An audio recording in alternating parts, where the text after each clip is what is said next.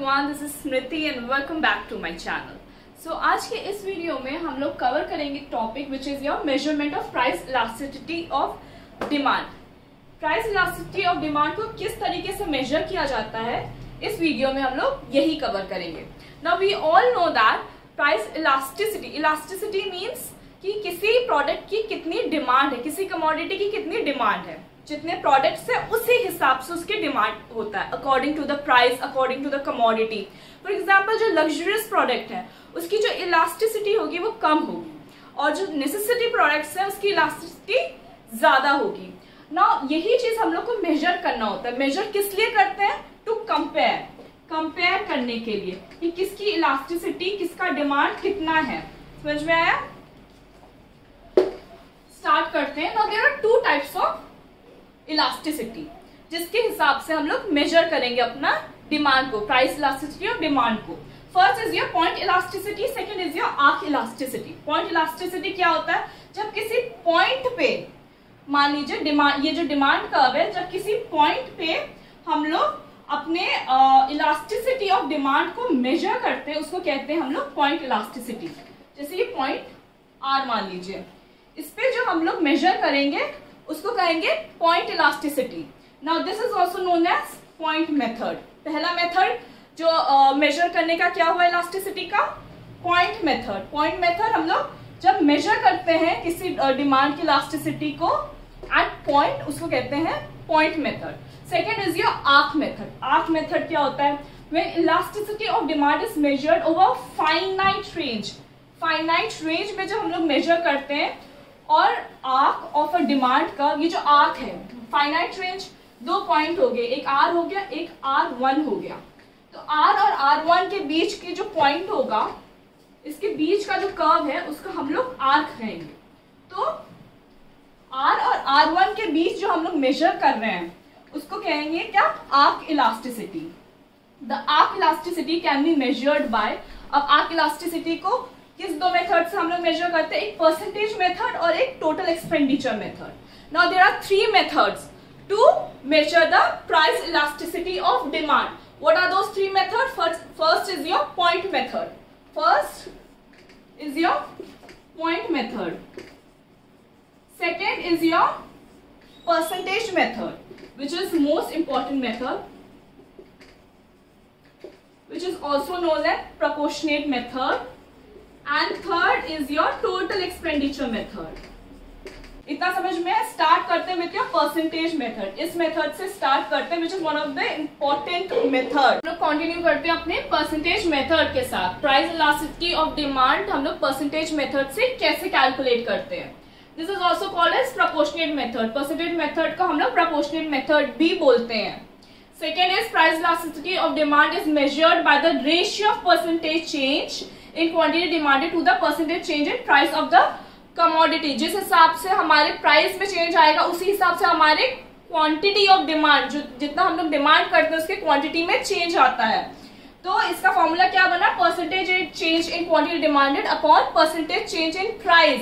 जिस हिसाब से जितना परसेंट हमारे प्राइस में चेंज आएगा उतना ही परसेंट हमारे क्वांटिटी डिमांड में चेंज आता है। इसी को फर्दर डिराइव किया गया, इसी फॉर्मूले को। Change in quantity demanded upon initial quantity into 100 upon change in price upon initial price into 100। इसी को फर्दर सिंप्लीफाई किया गया है, यही चीज। Change in quantity demanded is your delta Q and initial quantity is your Q into 100 upon change in price is your delta P and initial price is P into 100। 100 wear off हुआ तो क्या बचा? Delta Q upon Q upon में delta P upon P, जिसको इस हिसाब से लिखा जा सकता है delta Q upon Q divided by delta P upon P. अब जब हम लोग इसको मल्टीप्लाई करेंगे तो क्या होगा? डेल्टा पी नीचे चला जाएगा एंड पी जो इनिशियल प्राइस है वो ऊपर आ जाएगा। तो फर्दर सिंप्लीफाई करके हम लोग ऐसे लिख सकते हैं delta Q upon Q into price upon change in price equals to, इसको इस हिसाब से लिखा जा सकता है जो कि मेन फॉर्मूला बना आपका, delta Q upon delta P into P upon Q. Now what, ये जो डेल्टा क्यू है ये कौन सा इनिशियल है? इसका मतलब है आपका change in quantity, change in quantity. And delta P is your change in price, change in price, whereas Q is your initial quantity and P is your initial price. तो ये फॉर्मूला आया. Price elasticity का formula क्या हुआ? Delta Q upon delta P, which is your change in quantity upon change in price into initial price upon initial quantity. This is the final formula price elasticity percentage method से. सो अब इसी का एक numerical करते हैं. एक numerical solve करते हैं जो कि एग्जाम में शॉर्ट क्वेश्चंस में आ सकता है. हमारा प्राइस था, इनिशियल प्राइस था 5 था, फॉल होके 4 हो गया. जो हमारी इनिशियल क्वांटिटी थी वो हम लोग पहले 100 यूनिट्स ले रहे थे, डिमांड कर रहे थे, बिकॉज फॉल इन प्राइस अब हमारी क्वांटिटी डिमांडेड इंक्रीज हो गई टू 150. तो अब हम लोग चेंज इन प्राइस कितना हुआ? पहले 5 था फिर 4 हुआ, तो कितना चेंज आया? 1 रुपए का चेंज आया. और क्वांटिटी पहले 100 था, अब हम लोग 150 डिमांड कर रहे, तो चेंज इन क्वांटिटी कितना आया? 50 आया. ठीक है. अब इसी फॉर्मूले में हम लोग put change in quantity upon change in price into price upon quantity. Change in quantity कितना आया? 50. चेंज इन प्राइस कितना है? 1. इनिशियल प्राइस कितना था? 5 और इनिशियल क्वांटिटी कितनी थी? 100. 2.5. Elasticity of demand by percentage method हम लोग का कितना आया? 2.5. होपफुली ये चीज समझ में आ गया होगा. इजी था. अब नेक्स्ट मेथड हम लोग करेंगे जो कि है हमारा टोटल एक्सपेंडिचर मेथड. ठीक है. करते हैं अपने टोटल एक्सपेंडिचर मेथड से. Total expenditure method is your second method used to measure your price elasticity of demand given by Marshall. Marshall ने ये total expenditure method दिया है. क्या है ये total expenditure method? It is also known as total outlay method. Is expenditure incurred by household on the purchase of a commodity. एक household एक commodity को purchase करने के लिए कितना expenditure कर रही है उसको बोला गया है total expenditure method. At a particular price एक household कितनी quantity demand कर रही है उसको बोला गया है total expenditure. Q is your quantity, P is your price. At a particular price कितनी क्वांटिटी डिमांड कर रही है एक household, that is what is called as total expenditure. According to total expenditure method, elasticity of demand can be measure. कैसे measure करते हैं? By considering the change in total expenditure as a result of change in the price of a commodity. जितना हमारे price में change आ रहा है उसके हिसाब से हमारे जो क्वांटिटी डिमांड हो रही है हाउस होल्ड से उसमें चेंज आ रहा है. वो जो चेंज हम लोग मेजर करते हैं वो कहाँ पे मेजर होता है? टोटल एक्सपेंडिचर मेथड पे. अब हम लोग ये चेंज क्यों मेजर करते हैं? कंपेयर करने के लिए कि बिफोर प्राइस चेंज होने से पहले की क्वांटिटी कितनी डिमांड की जाती थी और प्राइस चेंज होने के बाद की क्वांटिटी हाउस होल्ड कितनी डिमांड कर रही है. तो इलास्टिसिटी को हम लोग मेजर करते हैं, कंपेयर करते हैं इस मेजरमेंट से कि हमारी जो क्वांटिटी डिमांडेड है उसमें कितने चेंजेस आए हैं, कितनी इलास्टिसिटी आई है उसमें. ठीक है. अब this method has categorised 3 types of elasticity. Total expenditure के मेथड में 3 तरीके के कमोडिटी की इलास्टिसिटी बोली गई है. First is your elastic demand, second is your inelastic demand and third is your unitary elastic demand. What is this elastic demand? जब हमारी जो प्राइस एंड डिमांड है वो इनवर्सली प्रोपोर्शनल हुआ. इनवर्सली प्रोपोर्शनल मतलब with fall in your price your demand increases और with rise in price your demand decreases. जब हमारा प्राइस और डिमांड इनवर्सली प्रोपोर्शनल होगा तो जो प्राइस इलास्टिसिटी ऑफ डिमांड होगा will be greater than 1 in case of your elastic demand. In elastic demand के case में क्या हुआ? इन इलास्टिक डिमांड के केस में जब price and demand directly proportional हुआ. डायरेक्टली प्रोपोर्शनल का मतलब जब प्राइस घटा तो डिमांड भी गिर गया उस कमोडिटी का, और जब प्राइस इंक्रीज हुआ तो डिमांड भी बढ़ गया. जब डायरेक्टली प्रोपोर्शनल होगा तो elasticity of demand will be less than 1 in case of your inelastic demand. Third is your unitary elastic demand. Unitary demand में क्या होगा, जब price and demand is equally proportional to each other. Elastic demand, इस case में elasticity of demand will be equal to 1. समझ में आया? ये total expenditure method easy था. अब last method is your geometric method, वो कंटिन्यू करके आज का ये सेशन यहाँ पे फिनिश करते हैं. कंटिन्यू करते हैं अपने लास्ट टॉपिक के साथ, which is your point method. It is also known as geometric method. तो अपनी इलास्टिसिटी ऑफ डिमांड को कैसे हम लोग पॉइंट मेथड से मेजर करते हैं.